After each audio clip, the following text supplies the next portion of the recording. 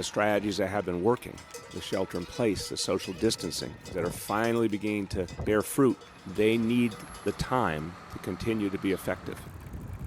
We're not going to allow the coronavirus to start to attack us even more, and to make sure it doesn't, I announced today that the New York City Public Schools will remain closed for the remainder of this school year.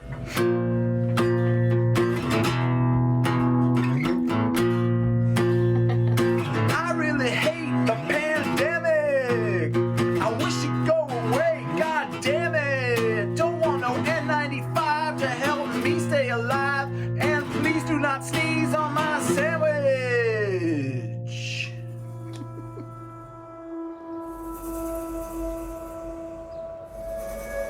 The biggest impact of the COVID pandemic is staying sane. These kids, they don't entertain themselves. They require us to entertain them. They don't feed themselves. They don't feed themselves. They don't really do anything by themselves. They kind of need our attention all the time. We have yet to see my grandparents, and you don't understand how much I would love their help.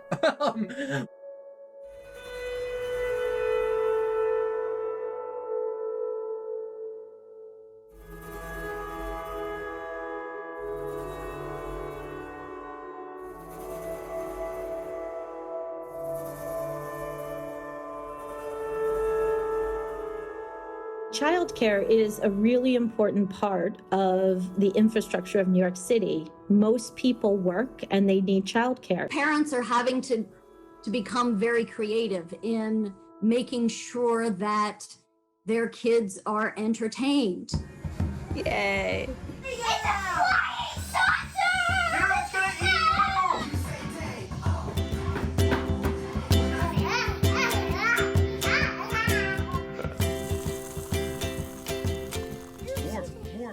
It's always mealtime, and then there's always dishes. It's like a, I don't know, assembly line or something of cooking and cleaning and school. We got a whole new block set. There's been lots of baking with messes. New educational apps like Khan Academy and other ones that teach letters and whatnot.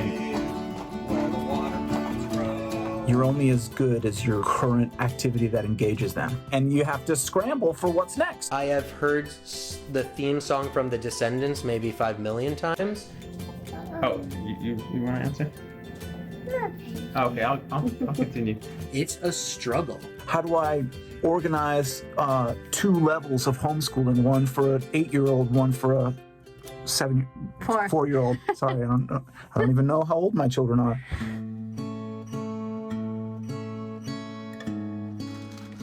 We provide richness for children in terms of social, emotional development, pre-academic skills, getting them ready for school age. So many of these programs are owned by primarily women who don't have the 3-6 months to get through this on their own. And if they close, then these communities will not have places for children to go. There are grants and loans available for us out there, and we're applying for everything that we can, but so far we haven't been able to get any relief financially. You used to have childcare from 8:30 until 4:35 or 6, and now your children are home. And so how do you structure the day so that you can get your own work done, that your kids not bouncing off the walls? My biggest concern for young children's progress is really social. I think that they gain a lot by talking to their friends, by participating in reciprocal conversation. A child says something, they wait and listen for their friend to say something. It's really hard to do that on a Zoom call. Look at Papa. She's dancing on his computer. School looks pretty different right now. Basically, everything is obviously virtual. So once school closed, all the educators had to record live videos, lessons, and read alouds and different activities. We do our best to make the schedule as similar as possible to what we do at school, to keep that consistency for the children, because it's new for them as well. We weren't really trained to do our profession through a screen, through a laptop, online every day. We're having to learn as we go, A huge challenge for these kiddos is to be on a virtual call for that long. What they've done is amazing. The problem is some kids just take Zoom in a different way. I think for Owen, who's 4, the adjustment to online schooling has been very difficult. It's not necessarily personable. You can't really get a word in edgewise if there's 30 students on the screen. Here are a lot of parents who are now doing all of the daycare, all of the preschool classes. And while there are teachers who are teaching Zoom classes, some kids don't cotton to that very much. Even though they are providing a nice, service that's educational and whatnot. Not childcare. Yeah, it's not childcare. We do have financial pressures outside of that, so we've had to have conversations about how much can we continue to pay. Should we be paying the full amount, and how long? And so that's kind of what we're grappling with right now. It's a very, very tough situation, and I know that many of these childcare facilities are trying to pay their workers. They're not getting PPP loans.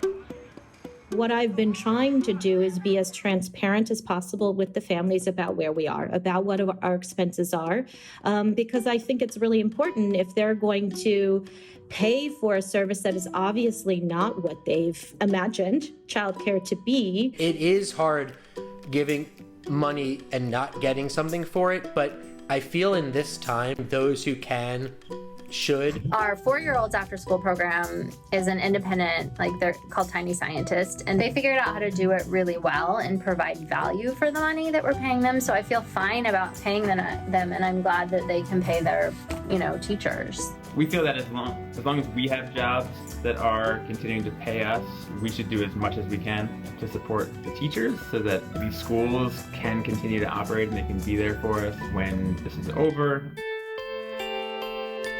What I have found, the main thing that has made any of this online learning succeed are the teachers.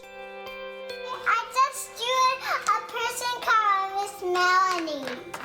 Thank God there are teachers that do this because they like to, because it would drive me insane. I want them back bad.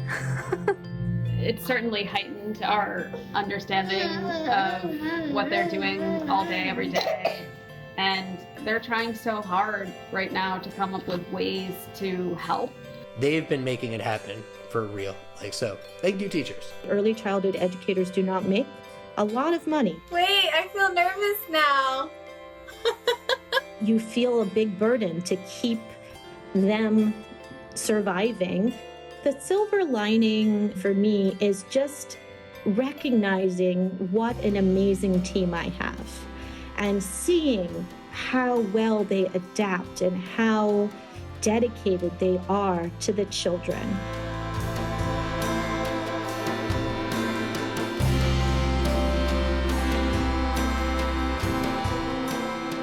So we were so excited to hear on Friday that we got the funding, which will allow us to pay our staff for 2 months, to give a reprieve to our families who have been keeping us afloat, even though it's been challenging for them too.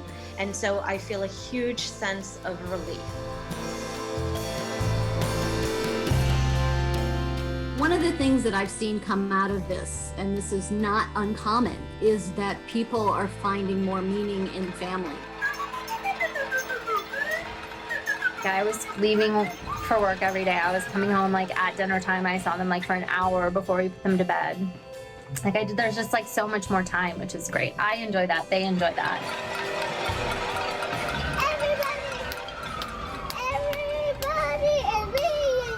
My biggest fear about going back to normal life is how much I'm going to miss spending time with them. We're getting to see our kids grow up and in this really precious time period. What I've realized about my son is he understands what's going on a lot more than I either tell him or talk about. Telling his sister not to touch something because it could be dirty.